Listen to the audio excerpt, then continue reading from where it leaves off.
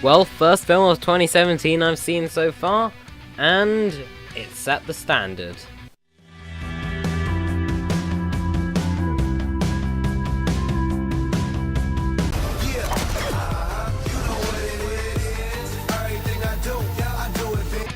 Lego Batman the Movie is a spin-off of the Lego Movie. It's directed by Chris McKay, has 5 different writers, and stars Will Arnett, Michael Cera, Rosario Dawson, Ray Fiennes, and Zach Galifianakis. So, with a tsunami of Batman films being released, and the DC films taking themselves way too seriously, out came the Lego Batman Movie. So I just saw the Lego Batman Movie and it was pretty good. It wasn't amazing, it wasn't really great either, it was just pretty good and pretty funny. Let's start off with the fact it's a spin-off of the Lego Movie. You don't need to have seen the Lego Movie in order to see this. Essentially all you need to know is have a brief idea of who Batman is, and know what this film's trying to be, and you will enjoy it. This is a very enjoyable film. In terms of the way it's shot, it's actually pretty ingeniously done. Yes, these similar animation effects have been done in the Lego Movie, but there's 2 differences. 1, the animation is significantly better, and 2, I feel they've enhanced the life and colour to every shot. Every single frame of this is so colourful, it's so lively, it's so fun. The Lego Batman Movie is primarily just fun. It's a load of dumb fun that parodies Batman for a good hour and a half, and it's pretty good. You see, where the DC Cinematic Universe is taking Batman way too seriously and isn't adding anything interesting to him, straight off of being wasted in a series of unfortunate events, Will Arnett is voicing Batman, reprising his role from the Lego Movie, and Batman is so awesome in this film. For a start, he's very full of himself, very arrogant, and you'd think that that makes him a really boring character and a really unlikable one. No, this film could very easily be Batman punches the Joker, makes a quip, builds something, and then that's exactly that for an hour and a half. No, this film is actually quite eventful and it has a story. Its main theme is, of course, of relationships between Batman. Batman being very concealed, he's very cocky and arrogant, and because of that, he doesn't really develop relationships with anyone in this film, and that's what that is. Ray Fiennes as Alfred is really good. Robin is adorable and quite relatable in this film. However, I do feel that Rosario Dawson's Batgirl was a bit underdeveloped.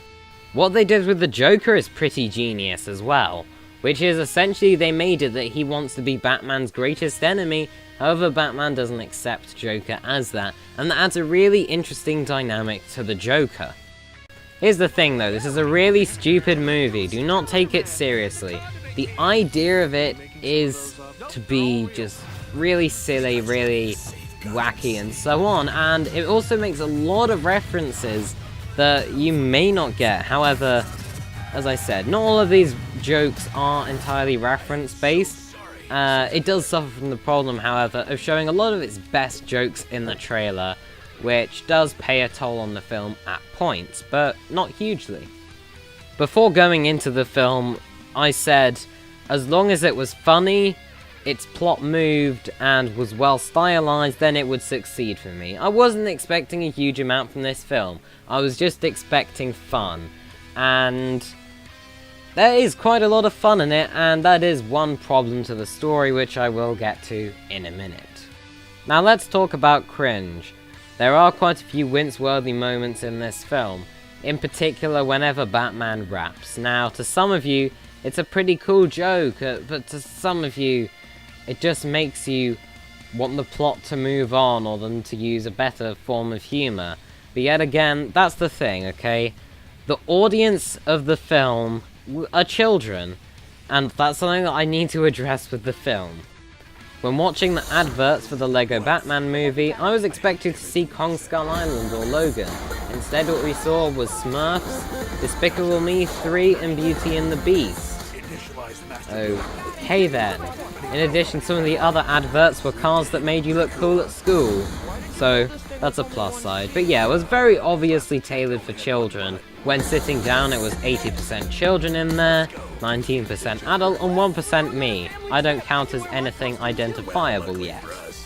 Because it was 4/5 children in there, I feel that the cinematic experience wasn't the best I'd had. Children can be annoying when they want to, however both children and parents were enjoying the film, so that's a plus.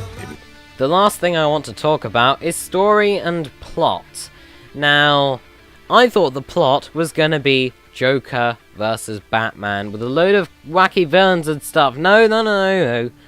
No, Superman, you see, he has this Phantom Zone projector and shoots beam into sky, and Warner Brothers film references come out of it, and it's this giant blocky battle.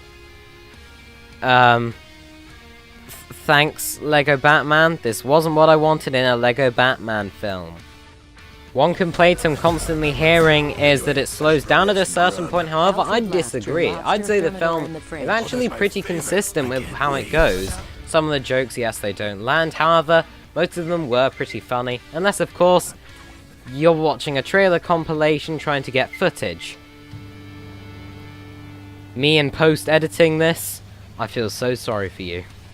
The only other issues I have with the film are spoiler-based, but let me go into my overall thoughts. Do I recommend this film? Well, it depends who you are. If you're a child, you'll definitely have fun with it, and also if you're a parent, you'll definitely have fun. If you're a fan of Batman or Lego, then I guarantee that this film will be enjoyable to you. The question is what you're looking for going into it. If you're looking for some good old fun or a Batman parody, it will deliver. However, if you're looking for any more, I'm sorry to say it, but it won't really give you anything other than what it is. So whilst this film isn't for everybody, I'd say for most people I recommend it.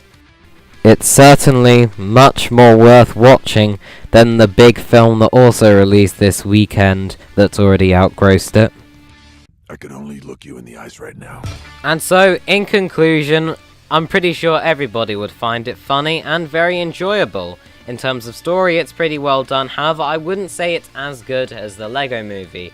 Visually, it's stunning, it's pretty well written, I love the humour in it, and it's pretty good fan service. However, if you're looking for something far deeper or more revolutionary, it's not gonna deliver on that part, unfortunately.